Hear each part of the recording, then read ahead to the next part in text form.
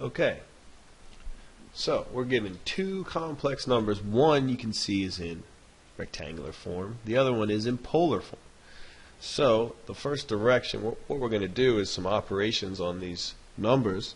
So what we like to do is use polar form for those, right? So this problem will guide us through what we want to do, but typically you'd want to write that first number, v, in polar form anyway, right? Because then we can really do the operations on it easily.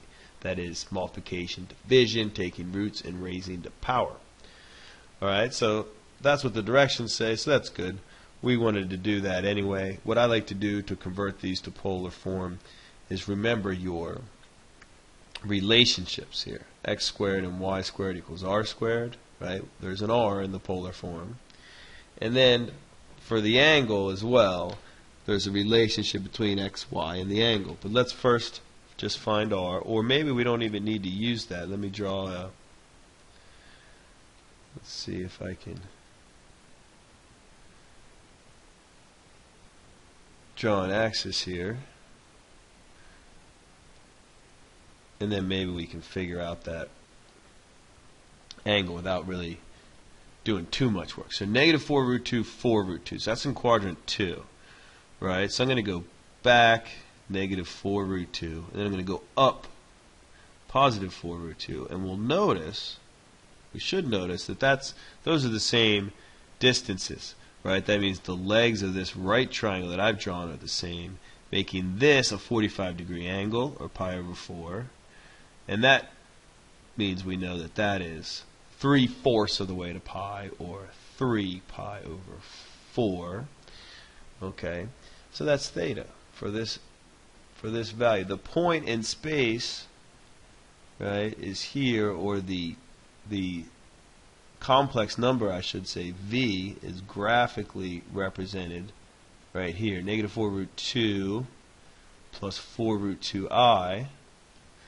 Right, and I can get to that same point by saying the r value, which I got to find still, the distance from here to here, and the angle, right? It'll put me in the exact same spot.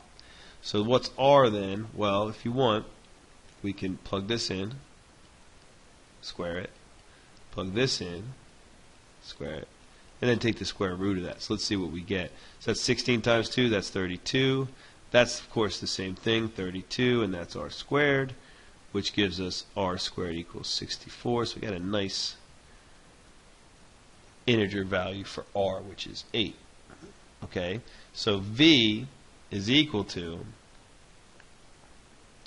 in polar form, which of course looks like that, the r value, which is 8, times the cosine of the angle, which we figured out to be 3 pi over 4, plus the imaginary part, I sine 3 pi over 4. Okay, that is v in complex form. Alright, I'm sorry, in polar form, I should say. So now we can do some operations. Write the exact value of v times w in polar form. So when I multiply these, the good news is I can just multiply the values for r. So vw is just the two r values multiplied together, which is 8 times 2, 16. And then we learned that you can add the two angles. Alright, so all I got to do is add 3 pi over 4 plus pi over 6.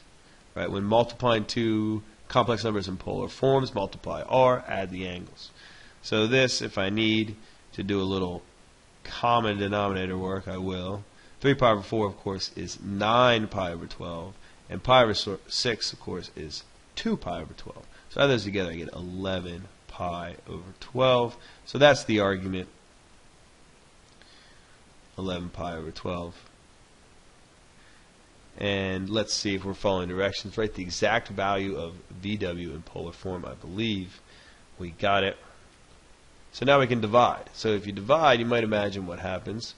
Dividing VW, you're going to subtract those two angles, right? So but we have to be careful because we have to divide the R value for V by the R value for R. So V has a magnitude of 8 divided by 2.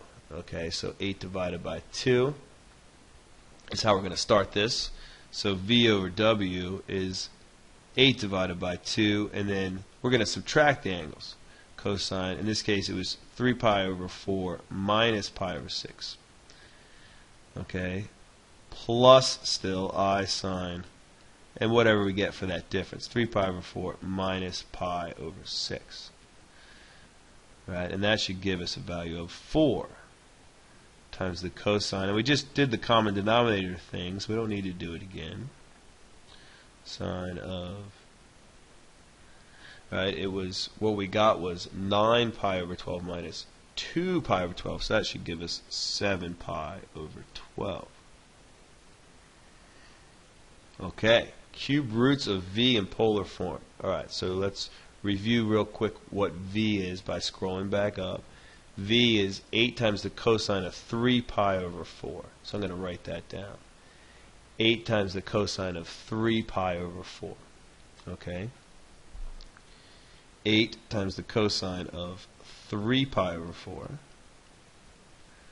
plus I sine 3 pi over 4. And now I'm going to take some roots.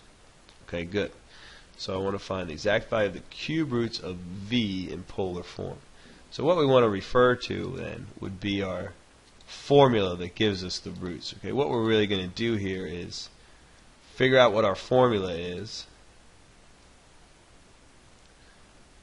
Okay, and then, figure out what our formula is, and then figure out what our roots are. Okay, so formula then for the roots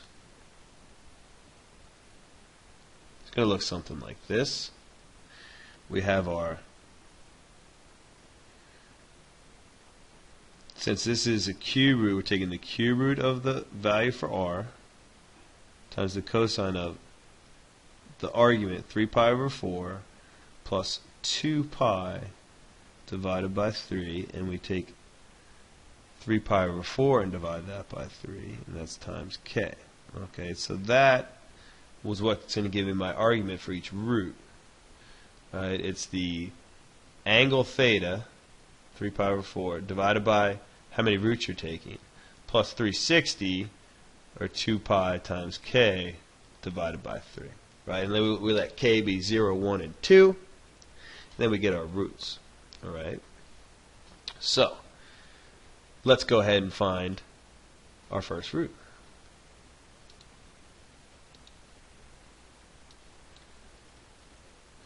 Okay, so our first root will be z sub 0. Well, actually, let's back up one step and just simplify this a little bit. Why not? Cube root of 8 is 2. So let's go ahead and simplify this. 3 pi over 4 divided by 3, of course, is just pi over 4, 3 pi over 12. Pi over 4, and then we're going to add 2 pi over 3 times k to each of these. Okay, so that's a little bit simpler than what I had before.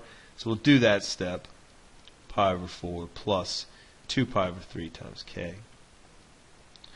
Alright, and now we can let, the trick is now, after we've applied our formula, is just to let z be 0, 1, and 2.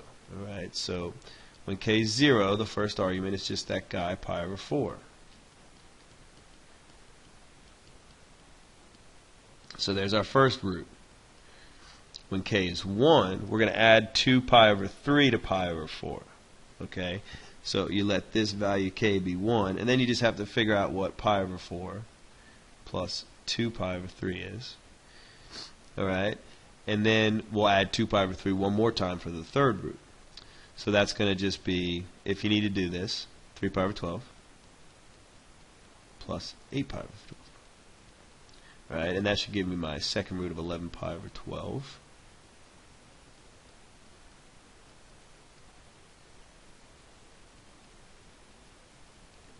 And then finally I can just add 11 pi over 12 and add another 2 pi over 3 to that, right, which will give me 19 pi over 12. Okay, so my final root is cosine of 19 pi over 12 plus I sine of 19 pi over 12. Remember, if you're asked for 3 complex cube roots, or if you ask for the complex cube roots of a number, then there's going to be exactly 3 answers, right? And then how do you get those 3 answers? Well, you build your formula, right? And then you just count through your k's. You let k be 0, 1, and 2. Alright, sorry, this video is getting a little lengthy, but I'm going to keep going because we just have one more problem to do, and that's raised to power, which is this problem. Okay, so we want to raise w to the 4th power. So I'm going to go back up to figure out what w was because I forgot. W was given, and that's 2 cosine pi over 6. Okay, so we're going to raise that to the 4th power. 2 cosine pi over 6.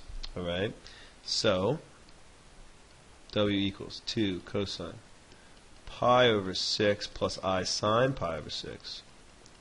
So from your formulas, you know that to raise a value to the 4th power, you simply raise the r to the 4th power and just multiply the argument by 4. That's why we like working with these polar forms so much, because it's much easier to work in this form.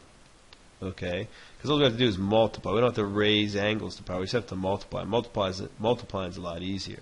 So I'm just going to get 2 times 2 is 4, times 2 is 8, times 2 is 16, times the cosine of 2 pi over 3 when I reduce that fraction. And that's what I get when I raise that guy to the 4th power.